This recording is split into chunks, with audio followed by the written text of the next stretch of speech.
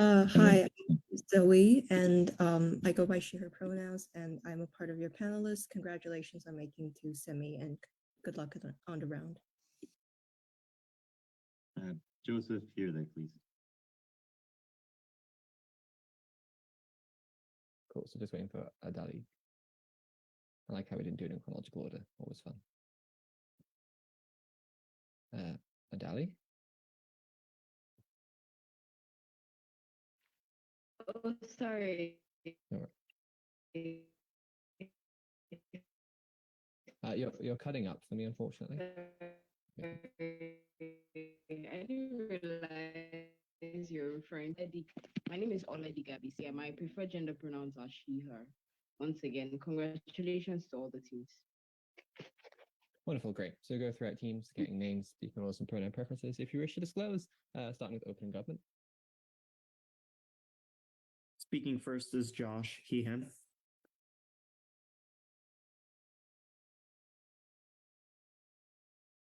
Speaking second is Eziel Johnson, he, him. Cool. Opening opposition. Speaking first, Rehan, he, him, please. And speaking second is Ziyad, he, they, please. Excellent. Closing government. Speaking first is Ahmed, he, him. Speaking second is Pranav, he, him. Wonderful. And closing opposition. I'm not speaking first, sure, that's fine. Valeriu speaking second, no preference. Cool. POI is an important part of the game. Take them. They will be factored into close decisions. I will endeavor to keep timestamps in the chat, although I may forget, so please time yourselves. PM whenever you're ready.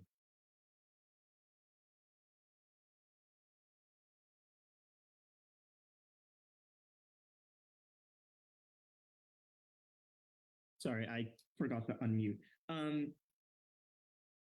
Okay. Before I get started. POIs in the chat, please. I don't like to be verbally interrupted unless I explicitly okay it.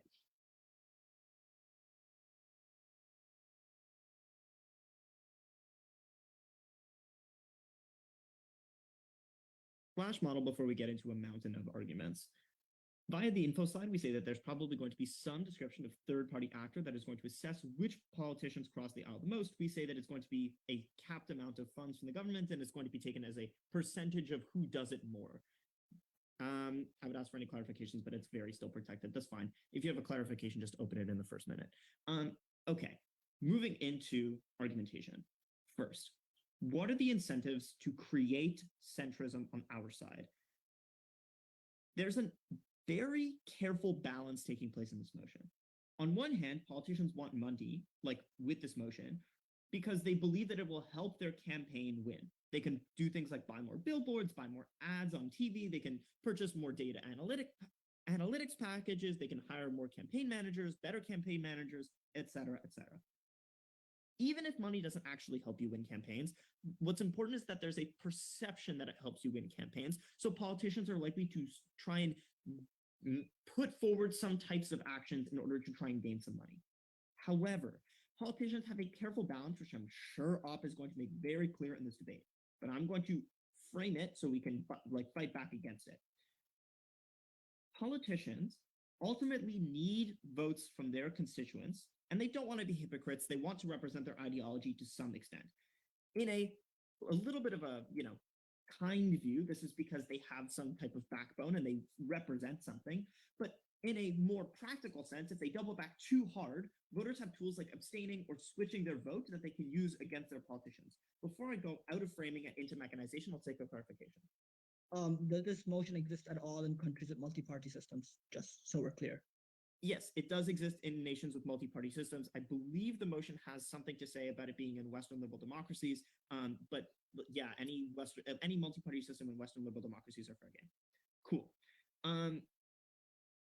Moving then into the rest of my mechanization. Politicians will only cross the aisle to gain money on policies that will anger their constituency the least, because money is only good to them insofar as it is able to buy them more votes. But if you anger your constituency too much, you cannot buy their vote anymore because they will have abstained or made the decision to flip to another party. What policies then are the types of policies that are going to anger constituents the least? these are centrist policies for two reasons. One, it is just denotatively true. Like, this is the definition of centrism. It's kind of axiomatic in a way that it is the balance between both sides of the ideological kind of spectrum, and that it angers people the least. But on a more nuanced level, there is a perception around centrism that it is preferable to the radical version of the other side, which makes it easier to sell to the people who voted to you in things like a debate, when you can say, look, yes, I crossed the aisle on this policy, but it's ultimately understand, as you, my loyal voters, can understand that I'm trying to expand my platform to other people. This means that politicians cross the aisle on more centrist policies and are more likely to vote to get things of centrist nature done. Okay, a couple impacts on this. One, more centrist policies are proposed by governments in the first place because they want to, show to voters that they're being bipartisan, right? But even beyond that, they want to increase their own bipartisan score. So if you propose policies that are voted on by the other side, this increases your own bipartisan score. And by virtue of the analysis that I just gave, the only types of policies that are likely to be voted on by other politicians are types of policies that are somewhat centrist that the other party is willing to vote on. But I think the minority government's argument that it was kind of hinted at in the clarification from OO actually comes up here. Because in minority governments, at least things get done. Why is this true? Opposition parties will often block policies for the minority government or the minority coalition in order to block things from getting done, so that the opposition party in the next campaign can say, they didn't get anything done. But now, insofar as there is a financial incentive for opposition parties to, push back against this perverse incentive and say, we can get money by voting for this, they now can vote for things to happen during minority governments. Why is this good? Why is this important? I think this means you can actually get tangible change. And often what happens is, for however long I'll take the POI in a minute, for however long the minority government lasts, now there are actually things that are getting done, changes that are being made, often things that are quite urgent. Before I take the POI, I want to characterize quickly what centrist policies look like. These are things like carbon taxes. Why are these good? Because the alternatives are things like no climate change being done at all, because often the more radical and positive changes, like Green New Deals, are being fought back against by too many politicians, either in a minority context where Green parties not win enough votes to enforce these things, or in two-party systems where even you can see in the States with Democrats, there are Joe Manchins that are fighting back against these policies. So they're unlikely to pass anyways. We might as well pass a carbon tax that gets something done. I'll take closing. You are aware that centrism isn't a default good for certain electorates. It's not the default metric of this debate. Justify it. Yes, that's what I'm doing. I just explained why carbon tax is better than no climate change at all. But even if you don't buy the previous line of analysis I gave you, here's the next one. Why are they good? I think even beyond the actual policy benefits, where you can get some change as opposed to no change with centrism, I think the other thing it does is it shores up discourse. Because now, when politicians are crossing the aisle more, they can't villainize the other party because they are now voting for these policies. This is where you trigger some of that hypocrisy things that people don't want to vote for, right? So now all of the, especially in America, so much of the anti-party rhetoric creates degrees of violence. We can scale down and de-escalate that violence, even if we can't eliminate it completely. A couple of mechanisms as to what measures can be implemented to ensure the transparency and accountability of these independent bodies, just to preempt any things that can come out from the other side. One, establishing an independent oversight body or commission responsible for overseeing the calculation of bipartisan metrics and campaign funding allocation can ensure just transparency and allocation intuitively. This body should be composed of individuals and expertise in things like poli-sci, law, ethics, and etc. I just don't think it's going to be done in a stupid way. But two, the independent body is going to be clear and develop objective criteria because they want their own jobs to stay, right? They're somewhat accountable to their own position.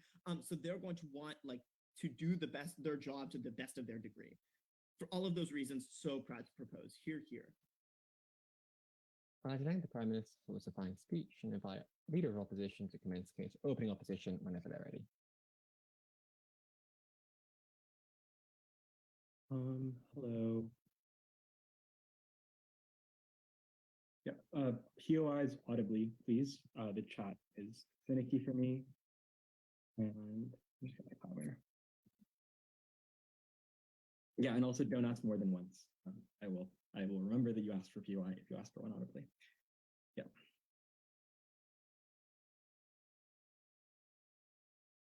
The government is supporting a legal framework to have this big like election tampering scheme, and they're saying that it's a just idea. I'm going to do some framing and then put forth three parts of my speech. First, why campaign funding doesn't actually help any politicians win, so it might not mean that people appeal to the center. Second, why this is an illegitimate policy, And third, why bipartisanship is bad, because it means that in trying to appeal to the other side of the political spectrum, you end up watering down your own policies such that they aren't effective at all. Before that, though, 2 notes of framing. First, the motion talks about bipartisanship, which means it only probably applies in 2-party systems. They respond to the POI by saying that it doesn't, but I think the word bipartisanship kind of implies that you are operating in a 2-party system, or at least that there are two parties that control a majority of your votes, like it exists in the US and in many other countries. So I think those are the only countries where this debate is actually being set. Second note of framing, or I guess this is a counter prop from us, is that on our side, we would rather use this money to reinvest it in things like voting infrastructure so that voting can happen faster and be more transparent. And in different countries, that looks like different things. But the crux of it is that it makes voting more easy and it makes people have an easier time accessing information about voting, which I think is quite difficult in places like America, where we hear a lot about election tampering and things like this. 3 cases then. First, why campaign funding does not actually help anyone win the election. 2 reasons. First, because people often vote on political, historical, or family reasons, and the money that these politicians get for their campaign funding is oftentimes per OG, in fact, used for things like advertisements and things like math stuff that doesn't actually help you win the election because it can't change these historical ties that people have to the parties that they are voting for. Thought experiment for this is that Bloomberg ran for the presidency in America in 2020 and invested billions of dollars into his campaign, didn't get very many votes, and everyone thought of it as a sham because the money doesn't actually help you win elections. Second reason is because in order for you to actually, the second reason why campaign funding doesn't help this particular candidate is because per the info slide, you need to already have a bipartisanship score, which means you have already been elected into place, which means that this motion is only applying to incumbents who are running for a second time who have the bipartisanship score to check back upon, which means that these people already have an electorate who have voted for them and already have a group of people that are probably not going to change their minds just because of the election campaign. And these people can platform in other ways.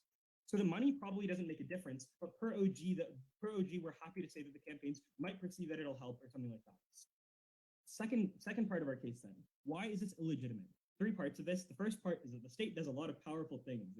They control the military, they control our schools, they indoctrinate our children, they treat our wounds, and they look at my dick in the hospital when they do medical checkups and things like that. They shape our lives. Second part of this, the only legitimate use of this power, or the only reason why this power and the use of this power is legitimate is because people can check back on that power by voting and by by expressing their political views and how they want that power to be used in the framework of democracy. Third thing, this is an illegitimate way. This policy is illegitimate because it breaks down that check and balance system. 2 ways that it does that. First, because per the first case, the money doesn't actually help. It doesn't actually work to to improve people's understandings of the to affect people's voter outcomes. But the second reason is because the state is, even though it's the scores are done by an independent party, basically what the government is sanctioning is using state dollars to campaign for particular candidates in the state. And to campaign for use the state's money to platform politicians who have not yet been voted for, which means that you're platforming people who who people haven't yet sanctioned and given their mandate to rule or mandate to be deserving of this state finances. This policy would give all the powers of the state to these people who have not yet earned that power, and we think that this is really bad. The thought experiment for why this is bad and why it's so especially bad is that people really cared in the American election when people thought that there was election tampering going on because they saw that because they really they believe that the American government is really important. It has a lot of power, and when these elections happen, when these elections aren't held in a fair way, or when state money is used to tamper with the results of the election, then there isn't it isn't being done in a fair way. Third case then is about why bipartisanship is bad, because it means that you get policies with no chutzpah, without any actual meaning. But before that, I'll take a POI from closing, maybe. Yeah, sure. So you say that funding campaigns doesn't lead more people to win. because it's hard to change people's minds. But like independents exist and moderate exists, and people change their votes, right? Campaign funding doesn't, I mean, yeah, people change their votes, but they don't change like across party lines and things like this. And also, I don't think it like people change their votes like really significantly. I.e., like I've pretty like it would be pretty hard. You'd be pretty hard pressed to convince me to vote for like a Republican on any particular issue as an American, because I have my own historical preferences and my like political and like views that I already hold that aren't really influenced by this campaign money. Third case, then, why is bipartisanship, or at least the way that OG have it, bad? Before that, like 2 notes of like characterization. First, already we have a degree of bipartisanship in the status quo. Whenever there's an emergency issue like COVID, for example, the politicians are forced to compromise in order to, ensure that people are safe and that their constituents, aren't like dying and stuff like that. Second reason why is because there are relatively centrist parties already being passed in the status quo is because parties are just like really massive, which means that in bipartisanship systems like in the US, you have huge Democratic Party and a huge Republican Party. And that means that most of the overlap within these parties is on relatively centrist views, which means that yes, most people vote for only Democrats, but in order for a particular Democratic candidate to win the primary, that Democrat has to platform on relatively centrist issues, which means there's already a relative race to the middle, or race to center left or center right on particular issues in the status quo. So people are already running on relatively moderate platforms right now. What does the motion do? The motion means that you have bipartisanship in a way that ends up entirely going from center left to pure center, which means you have no chutzpah in the policies. Because you're not just trying to appeal to everyone in the big Democratic constituency, you're also trying to appeal to voters on the other side. All of this means that you're really watering down your policies. This has 2 effects. First, it means that you're using voters on like your own side of the house. I.e., if I'm running on the left and I'm trying to like compromise with a party member, with someone on the right, I end up water down my policies, and that means other like further left people end up not voting for me. Second impact is that the policies end up becoming less efficacious because they don't actually do anything. Democrats might have more because you aren't like actually committing to any particular scheme. Yeah, more on that in deputy though. Thank you. Bye-bye. Cool. I'd like to thank the Leader of Opposition for a fine speech and invite Deputy Prime Minister to continue the case for opening government.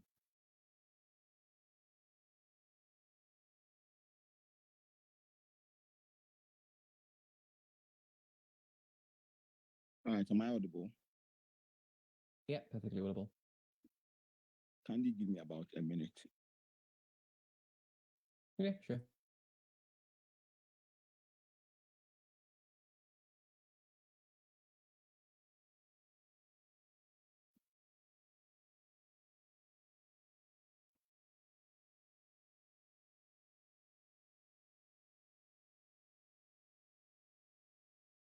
All right, if I'm audible, I'll be starting. Yeah, perfectly audible. Ready when you are. Starting my speech in 3, 2, 1.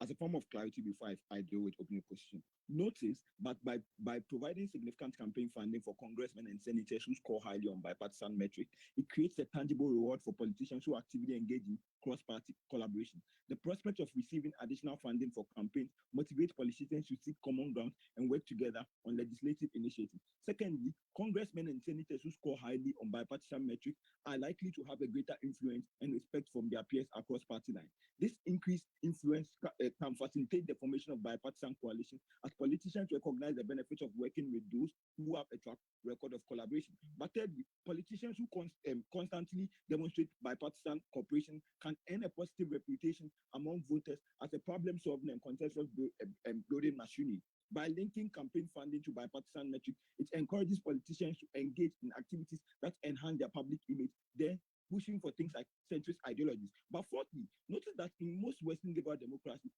where polarization and gridlock can hinder legislative progress, providing campaign funding based on bipartisan metrics offers a potential solution. By incentivizing cross-party collaboration, it contributes to a more stable and functional government where politicians are more motivated to find common ground and work together for the greater good, and this leads to a lot of centrist policies happening. These 4 mechanisms, added to the 5 mechanisms that just gives you, makes it 9 mechanisms why we prove to you how centrism is the best outcome, which is the most likely outcome, which CEO says we should justify. So we answer CEO's POI, which is going to be their frame them out. It means they will need to take all these nine mechanisms down to state a definitional challenge, which will be very, very too late within their speech. Well, what does this also prove? This also proves that the most likely outcome with this is most likely going to create a very political era. Let's engage opening opposition. Notice that there is a huge tension already in the up bench because CEO says centrism isn't the default political aura. OO then says, centrism already exists because some of these people also then like campaign on centrism and all those stuff. You have to punish the up bench, but we are going to engage them. If we take open opposition, then they agree that society bites into the idea of centrism, and that's why most of these politicians then can also campaign on centrism to get. That means that society is now gravitating towards a society of centrist policies. This policy then becomes a mechanism to fast track that gravitation. So it's unclear why, if you say society likes this, then why shouldn't we fast track this to something that society likes and already votes on? But if we buy CEO's case, then we already beat them because we prove on different mechanisms why centrism then becomes a norm. It means both both options are out of the debate. But secondly, they say, their counterprop is that they are going to use the money to invest in voting infrastructure to make voting accessible. This is why they lose the debate. Because what Josh is able to prove to you is that within this bipartisan political system, there are extremists of policies and extremists of ideology. So it means that even if you increase the accessibility to voting, people are still stuck between these extremist policies, which is mostly not reflective of them, because a lot of people within the middle ground, a lot of people like minorities who will still have accessibility to vote, will still not have policies that affect them, because most of these policies are radicalist. So if Republicans win, then they bring very radicalist policies that affect Republicans to a large extent. You don't cater for a lot of the people that are stuck within the middle ground, which you even give access to, which means that their counterprop is a problem-solution mismatch. They never win. But then they say money never wins campaign. Just gives you a lot of reasons why money will win. Then they cite examples, like very weird examples of how money has not won. We can also cite very weird examples like Donald Trump using money to buy Cambridge Analytica to win elections. That cannot be the debate. It significantly proves why money is most likely going to win. But then even if money doesn't win, just waits and tells you that the perception that money will help them to win means that they are most likely still going to accumulate a lot of these bipartisan scores and win. First extension, and this is the justification. Why political centrism is the most morally legitimate political ideology as a form of way up.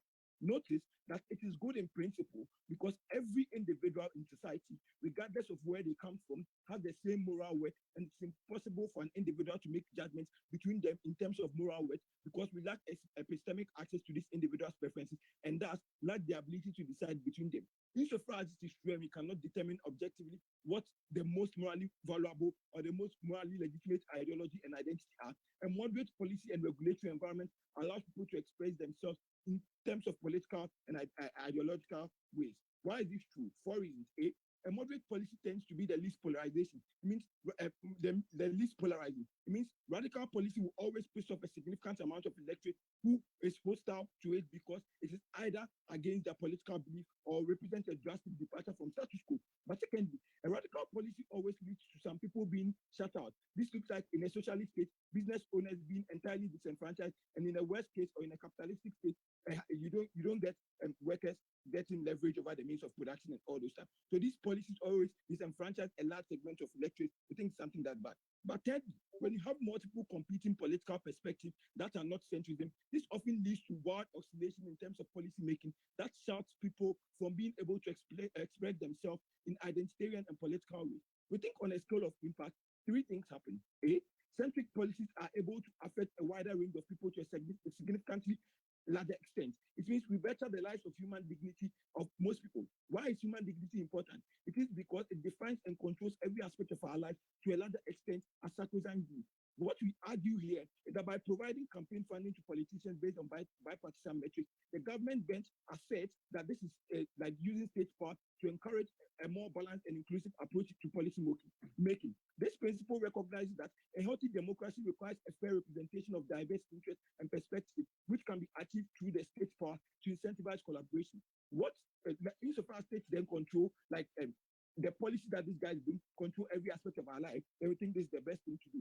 But secondly, this solves a major problem in major Western liberal democracy, considering diversity and different groups within those places, which means that policies that are made in our world are ones that are not based on things like gerrymandering and co. But this is the only model that forces congressmen to consider minorities, because this justifies why states should fund this in terms of self-preservation mechanism. Because for very radical policies, they tend to tear apart the country in terms of all those stuff, which means that it threatens state sustainability. But secondly, the fact that most of these guys are like always disagreeing within the Congress and all those stuff means that most of these things are going to be very take a longer period of time. It's going to be very bureaucratic, and a lot of these decisions are going to be in stalemate. Means that a lot of economic policies, a lot of policies that are going to fuel the machinery of the state is most likely going to be hard because they can't come to an agreement. That means that even if state uses money to do this thing, it's a self-preservation mechanism, because states are able to fast track things like most of these guys being able to reach agreements faster to push policies that affect the economy and the state. So even if they say we waste money, we think it's a self-preservation mechanism in principle. Here. I'd like to thank the Deputy Prime Minister for a fine speech and gently remind all speakers that COIs are a very important part of the game and will factor into close decisions. You're recommended to accept them if they are given and to give them, etc., etc. Notwithstanding, DLO, whenever you're ready. Okay, I'll take a few away from closing, starting my speech in 3, 2, please stop messing me, Ari. Starting my speech in 3, 2, 1. The problem with opening government's case is that they seem to think we live in a world where Joe Biden wants to nationalize businesses. I like their justification for why centrism is an a priori good is that, one, it is the least polarizing thing. But no, carbon taxes are also incredibly polarizing, so I'm not sure what characterization of centrism they're actually using in this debate. But secondly, which is probably more relevant, because I think centrism will also polarize people, insofar as people on the far left and the far right might not like centrism. It's unclear why the people in the middle have more moral worth, etc. Cool. The second thing to tell you is that it shuts out people, which might be true, right? I.e., the radical left wants to like nationalize businesses and destroy private property owners. Firstly, it's unclear to me why this is actually like necessarily a harm. They say like, you can't distinguish between people's moral worth, but you can distinguish between maximizing the good for society. And if for some reason nationalizing businesses maximizes good for society, it's unclear to me why it's bad to take away these private property rights. You haven't actually proven that. But secondly, I think this is probably more important. This is not what is happening in the status quo. Like Democrats, the radical left, like AOC is probably the most left-wing person in the US Congress. Jeremy Corbyn is the most left-wing person in Labour. None of them want to fucking nationalize businesses and abolish private property. This is like their characterization of like extremism that is meaningfully existing in the status quo is not real. It doesn't work in the real world. Cool. On to then our principle and how it wins the debate outright, independent of any outcome. We tell you that the only reason why we give the state the power to do all these things, like look at Ari's dick for some reason, is we say we have active control over who is in charge, who is in power. We are able to engage with this.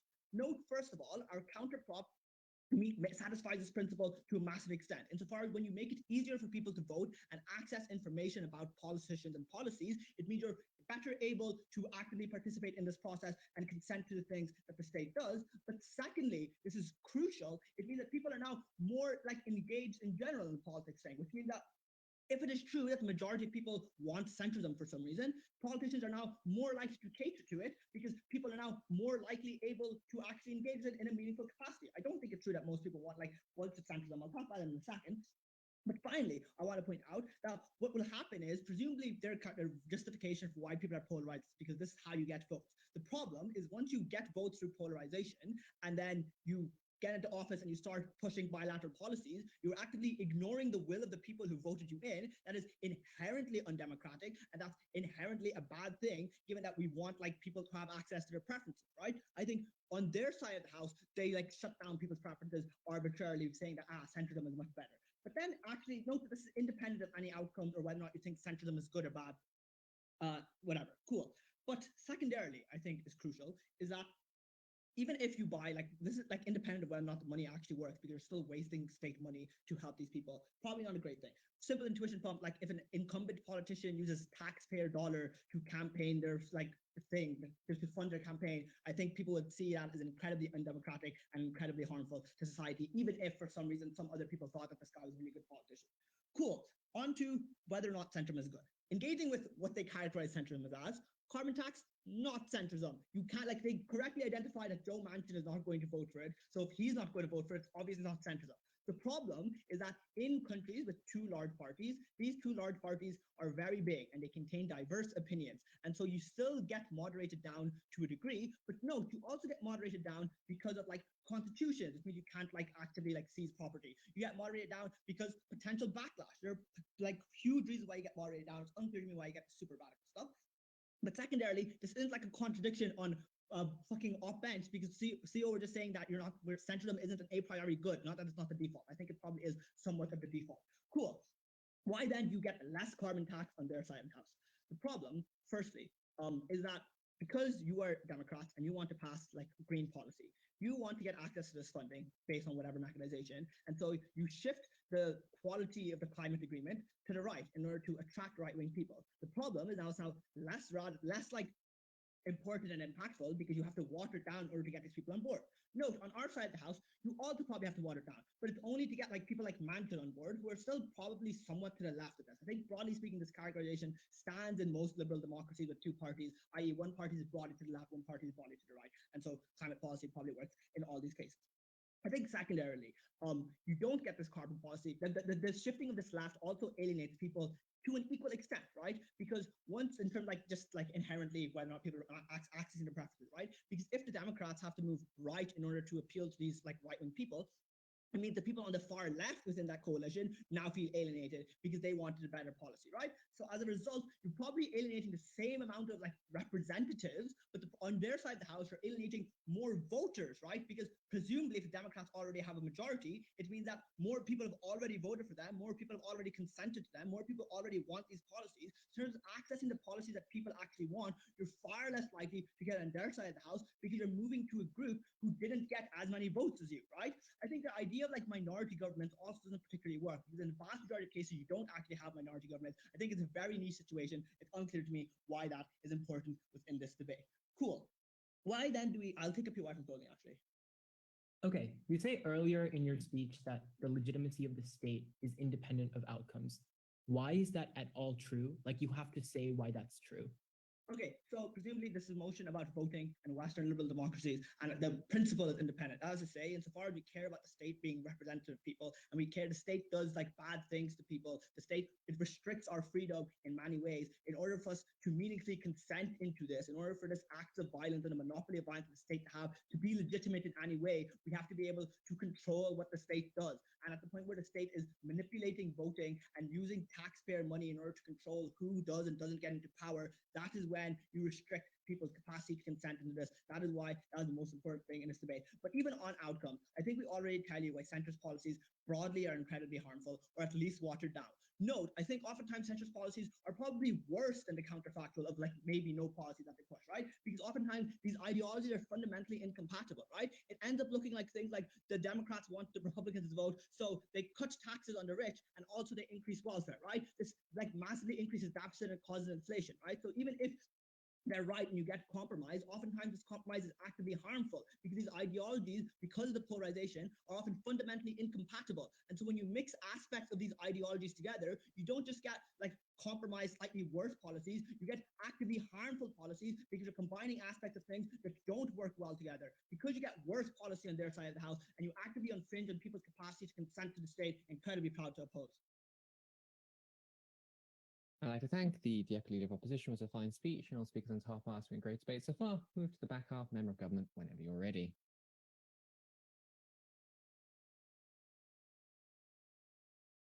Hi, can you hear me okay? Yeah, you're perfectly audible. Excellent. Okay, great. I'll take a POI at around 5 minutes. Please put them in the chat. Okay, let me just okay, starting in 3, 2, 1, go.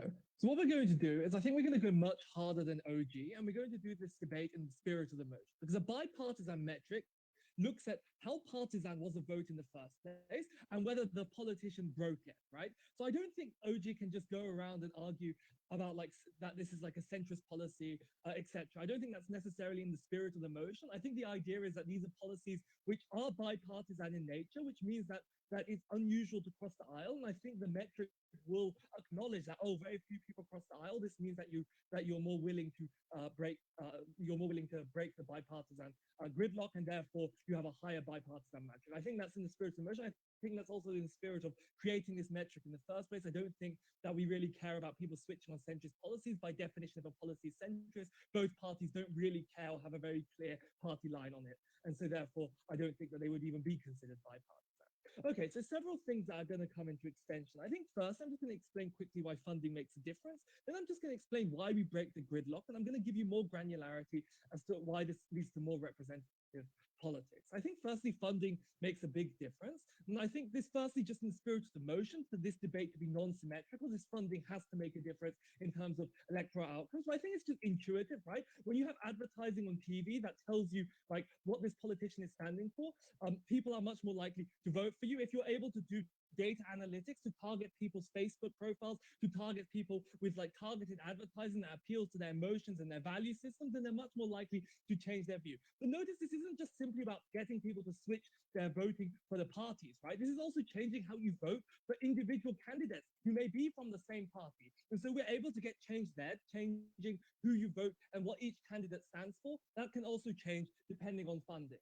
Okay, so how are we going to break gridlock? And I think this is the most important thing in this debate. I think under status quo, politicians have lots of incentives and are forced often to listen to the party line as opposed to give their own opinion or try and vote for something else. And I think this is for several reasons. I think firstly, funding is often allocated centrally by the party. It's done by councils on a national level, by small groups, often of party donors and party seniors, who often care specifically about the interests of the large-scale national party rather than the thousands of different independent constituents that exist, right? So this means that oftentimes the people who get funding is often tied with how high you like toe the party line. I think this is also a cyclical effect, so the people get in power like this, and so therefore they have a same bias to the power.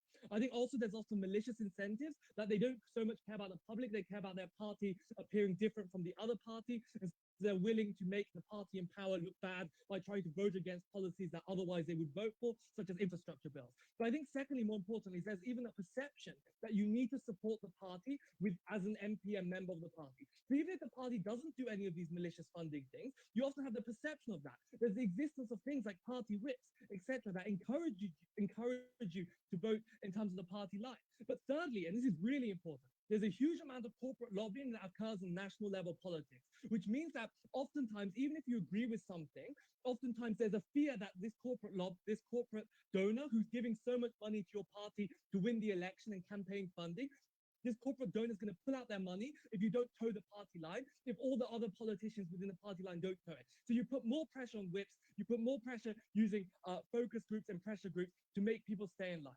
This is really important. This fills an analytical gap from OG, because from OG it's unclear why if the policy is so centrist and the electorate doesn't really care, or this is actually in the interest of the electorate to cross the party line, why a politician would not just cross the line under the status quo.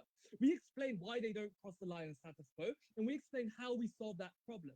Because we give you an alternative way to get funding. We tell you that you're able to get funding from an independent body who's able to give you funding when you vote against the party line, right? So we're able to be independent of party level funding, but even more importantly, we're independent of corporate lobbying level funding. And I think this is really important. Why? Firstly, because we're able to break the gridlocks and form coalitions. Because the incentive and fear of breaking the party line when you vote when you try and break a gridlock is much less, because you know that you're able to get funding from other sources because you did this, right? This means, right, firstly, that you're more willing to get policy through, you're more willing to compromise and pass policies because you're less fearful that you're going to lose all the funding and lose re-election.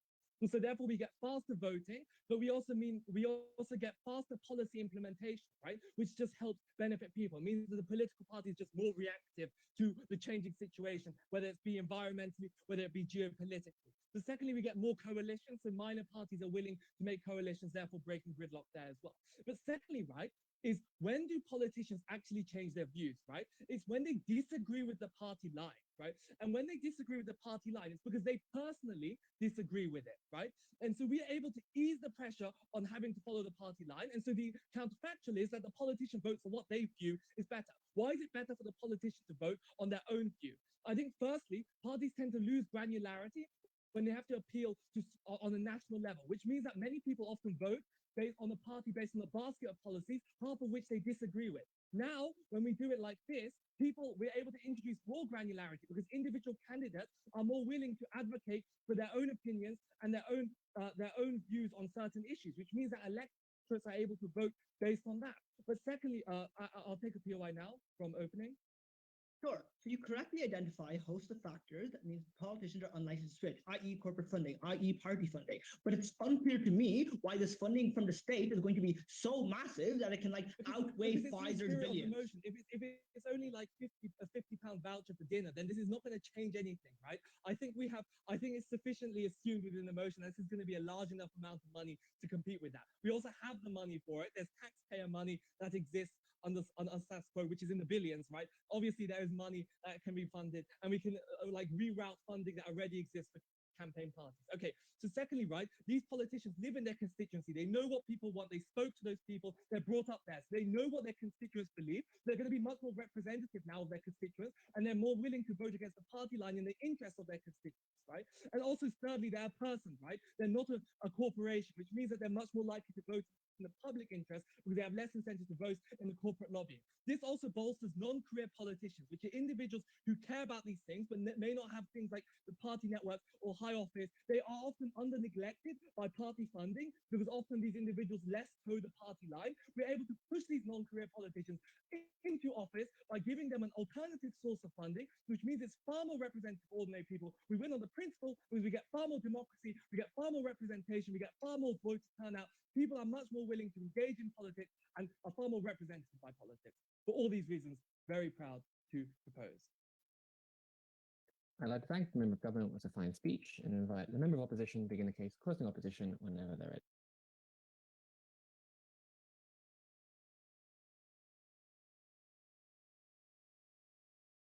Can I check that I'm audible by audio and then also turn my video, please? Yeah, perfectly audible. Perfect, thank you. Still audible or breaking up? Yeah, perfectly visible and audible. Okay, perfect. If that changes, let me know. I will turn off the camera. Hopefully, won't be the case. PIs in the chat, please. Starting in 3, 2, 1. The debate so far is cute but extremely naive.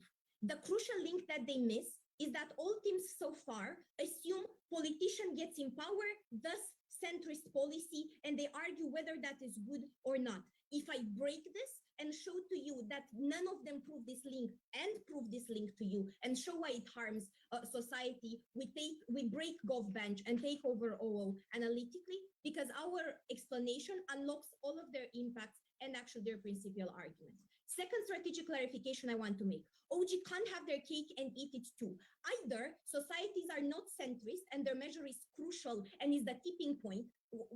Either they are centrists and the bipartisans do get along. They try to play on both metrics. You cannot let them win on that. They have to choose and they haven't. Last strategic clarification on OO. They have two major blind spots. One, they take the worst case scenario for government, right? It won't work. Money doesn't help, all of these things, which means that they're vulnerable to like reasonable responses from CG that explain why it's likely to work, or they're vulnerable to a more reasonable or charitable interpretation of how this is going to play out. Our argument assumes the best case of government, say it works, say it is bipartisan people get into parliament, we prove why it's bad. Secondly, they're weak because their main principal argument is actually predicated on pragmatics. If they don't prove that, they cannot undertake the principal argument.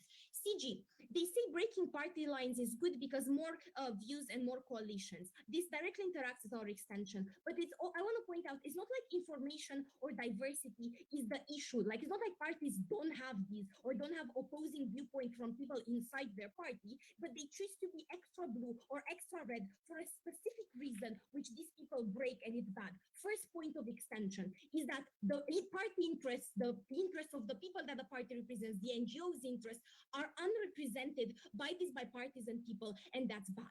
The alternative, obviously, is to invest more money into more partisan people. Where are they good? One, because they're significantly more likely to serve the interests of the party and of the main demographic of the party. Why is that? Because they have a network of people and of NGOs that can actually implement their policy. Two, because they have an ideological commitment that is long-standing, and you're absolutely sure that they will push for women's rights or for minority rights because they have been pushing for them for the past 30 years, as opposed to a bipartisan person who is likely to shift as per their nature. Thirdly, they have the majority. Note, a bipartisan person by nature is not within the majority of their party. As opposed to that, a partisan person inside the party is likely to get legislation through because most of their party agrees with them. Thirdly, a partisan, like a real blue Democrat, is unlikely to trade you off for a compromise. By their own nature, bipartisan candidates do compromises. What do they do in compromises? They trade off interests. Whose interests are they likely to trade off? Minorities or electorates that matter less, which means that you as an elector are at a risk when choosing a bipartisan or when the state supports a bipartisan a candidate. If you don't buy that and you don't like that, the bipartisan candidate has an active interest to get more money than the other people in his party, which means that he gets this money by being bipartisan, so by going against party lines. This is the CG case, and they agree. What does this mean? This means that they will create active dissension within the party, right? There are significantly longer meetings and fights because they refuse to align with the party interests. There are significantly harder discussions, and you can't really get everyone on board. You can't agree on stuff, or they will vote opposing stuff when it comes to voting in parliament. Why is that problematic?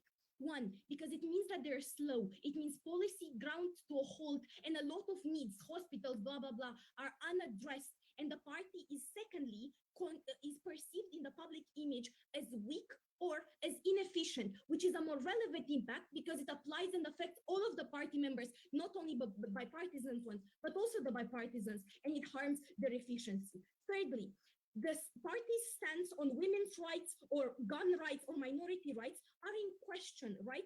Because then if you have some people that say, absolutely allow women abortion, and then you have the bipartisan Democrat who says, well, there are things to be considered. Or if they say, sure, sometimes affirmative action is good, but I'm unclear. Sometimes gun control is good, but I'm unclear. This makes people feel incredibly panicked or fearful because the Democrats are the last stand-in that protects the minorities or women against aggressive laws, which means that if they appear to be uncohesive, this is a direct harm that incurs a lot for the electorate, gives them panic, and also gives them disengagement. Because note panel, I don't have to prove to you that blue Democrat voters switch to red. I just have to prove that they might not vote, which they might do if you might not vote if you have a bipartisan candidate, which means that this hijacks the party from within. I'm happy to take OG. 3. All right. So if you concede that they take out best case, it means a lot of bipartisan senators get into power because state has a limitless amount of money to fund. It means their case that people within this bipartisan will be in the minority. And okay, thank you. No, thank you. That's a POI. You don't get to fiat. We give a lot of funds to a lot of people. You can give like 80% of your funds to 3 bipartisans. 2, even if you don't believe that. What is likely to happen is that the Republicans will want to do game theory. What does that mean? Either they drag the centrist Democrats to be redder, because there is a difference. Democrat centrists are actual centrists. Republican centrists, or whatever, bipartisans, are red, which means that the bipartisans are likely to drag the Democrat bipartisans to be redder. Either they refuse to vote for the centrist policy of the Democratic bipartisans. Why is that? Because now the Democrats have invested 80% of their funds into 3 or 10 swing bipartisans, which means that if you as a Republican Party refuse to interact with them, you financially fucked the Democrats because now they have a sunk cost, which you very successfully pushed out. The second point proves to you that the party can be hijacked from the outside. My first point explained that it can be hijacked from the inside. Lastly, they're a wild card. Even at best, you only prove that they get elected in that mandate, but the next election might not be so clear because, swing states swing, that's their nature. You should prioritize this over everything else. It's a precursor to all policies happening, so none of the impacts on top half accrue. Secondly, it accounts for the best scenario of both cases, so it's stronger analytically. And three, it is the most proximate impact and less dependent on external circumstances, so it's most likely to accrue. CO. I'd like to thank the member of opposition with a fine speech and invite government whip to summarize proposition bench whenever they're ready.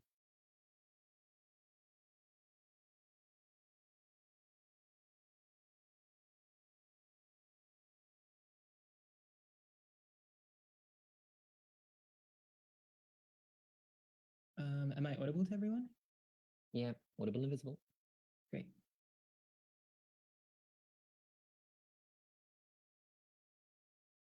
The problem with opening government in this debate is like the impact they go for is like only crossing the aisle to gain money on things that will anger their voters the least. But like this argument is just quite weird because as opening opposition already points out, you already have every incentive to collaborate on uncontroversial policies.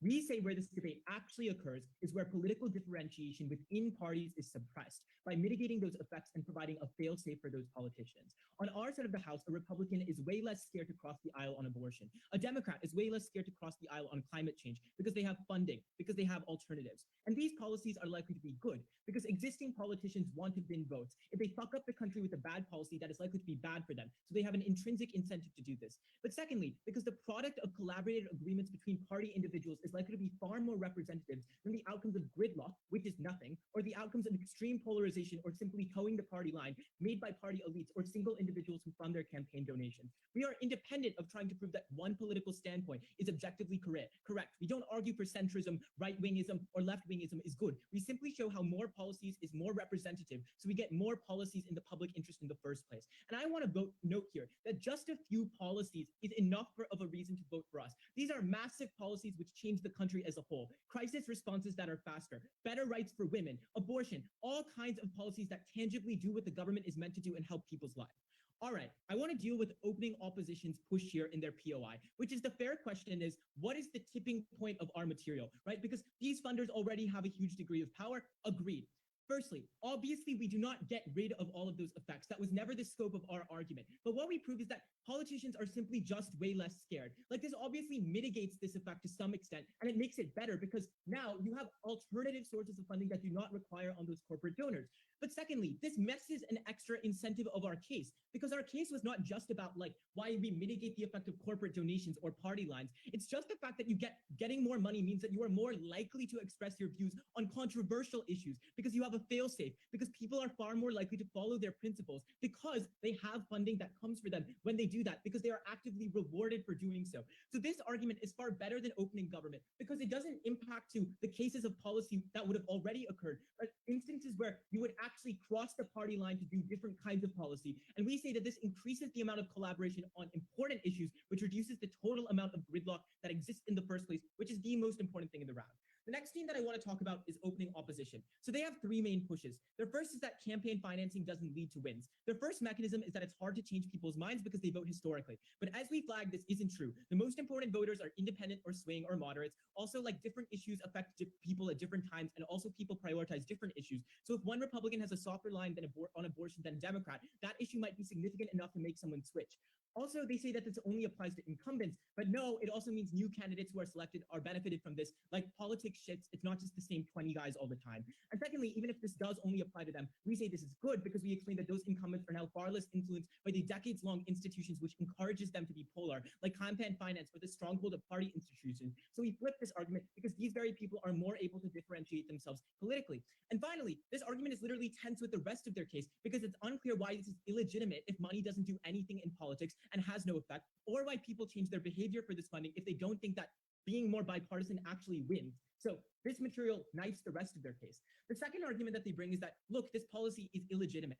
But this makes very little sense. Like politics currently is funded and sanctioned by so many unequal forces, like huge corporations or very rich billionaires. If anything, this policy is legitimate because it uses the influence of these less representative forces, at least marginally. Why? Because when people collaborate, it means you are more likely to reach the median interest of the average voter when they are already elected officials talking with each other. On the counterfactual, you have a situation where it is just people who have huge amounts of privilege controlling policies. So this is a far more legitimate outcome. And finally, why does legitimacy matter whatsoever? And why is this principally wrong? Like, we think what is legitimate is that which maximizes positive outcomes for constituencies. We value things like legitimacy because they help us tangibly. We explain why we get less gridlock, therefore we win on this point.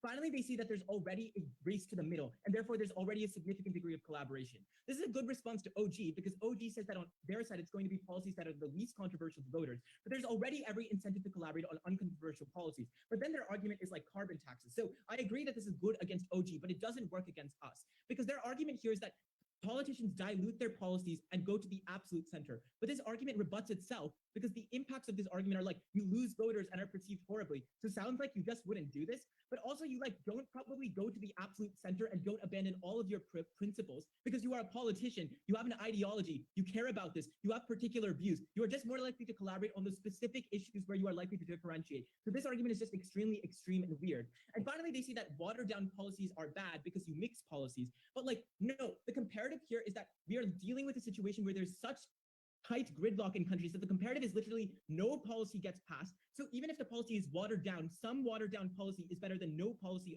at all. And then they say that compromise is horrible because you mix policies, but that makes no fucking sense because politicians are not going to like work together with all of their bureaucrats and advisors and come up with a policy that literally doesn't work. You literally just collaborate more. You just switch your vote more. You're far more likely to step out of the party line. There's just a better degree of collaboration on important issues and more bills are passed. It's a very simple case from us. Before I continue, I'll take OO. Yeah, your mechanism about corporate funding isn't comparative, Pranav. There's so many corporations with different political interests that you get funding no matter what type of policy you support. And if you're getting money no matter what, the only distinction then is our principle, which is that this wastes taxpayer money on things that people haven't consented to. So Rehan, that's like literally not responsive and I've already dealt with it. The difference is that corporations are controlled by very small groups of individuals. Politicians are elected by huge groups of individuals. It is better for those groups to be less reliant on the other sources of funding when the agreements that are reached on our side of the house are more representative of the public. That doesn't work. All right, what is CEO's argument?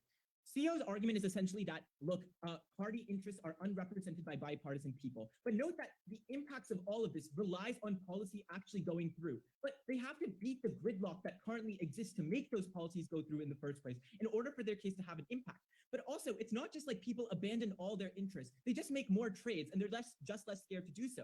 Then they say like, oh, you have the majority and there's going to be like more gridlock within your party. But like, surely gridlock between different parties is far worse than gridlock within parties. Like, sure, there's like some more differentiation, but like more policies on the whole that are good and responsive to voters go through. Because if you don't, you get significant degrees of backlash. And they say that you're going to get significant dissension within the party. But like, note that you're simply just going to make more people interested in, they say that people are going to be less like, have less belief in politics as a whole, but like more people have faith in the politics as a whole because more people are working together. There's more collaboration across the aisle. There's more policy. So we flip this argument as well. Look, at the end of the day, politics matters because it delivers us goods and services. We prove why that politics happens faster on our side of the house and is equally representative. Thank you. I would like to thank the Governor Whip for the fine speech and invite Opposition Whip to summarize Opposition Bench and we conclude the semifinals of the Uhuru Worlds.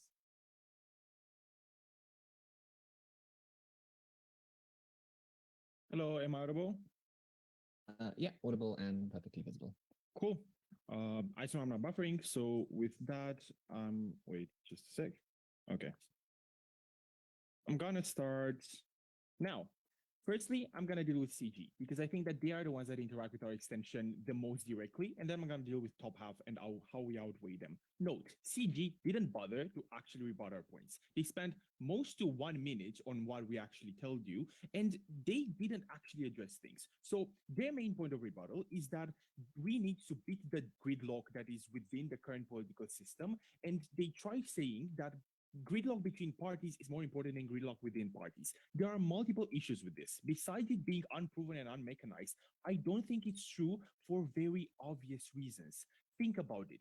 when you have multiple parties, a party wins, especially in the model that is set up by government sides, where you have like bipartisanship, where you literally have one party winning or another party winning. That means that one party has won. So as long as the party sticks with itself and doesn't change its views and all the members vote in the same way, you have won. You have passed the policy. It doesn't matter if there's a gridlock between parties, because in a bipartisan system, when one has won, they have won by a landslide. They can pass whatever policy that they want. So ensuring that you don't have a gridlock within your party is the most important thing, because it ensures that you actually get policies through. Moreover, even if it's a non-bipartisan system, you still form the coalition. You want the coalition to stick together in order for them to vote in the same block and ensure that things are going well. Now, let's take CG out. Firstly, a lot of their content on funding that makes a big difference and so on is derivative of OG. So I'm just going to deal with it when I get to them.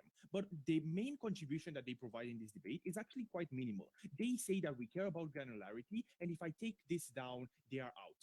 I don't care about granularity, because at no point did they manage to prove that the specific points where you're going to disagree with your party are actually representative for all of the people that are voting for you.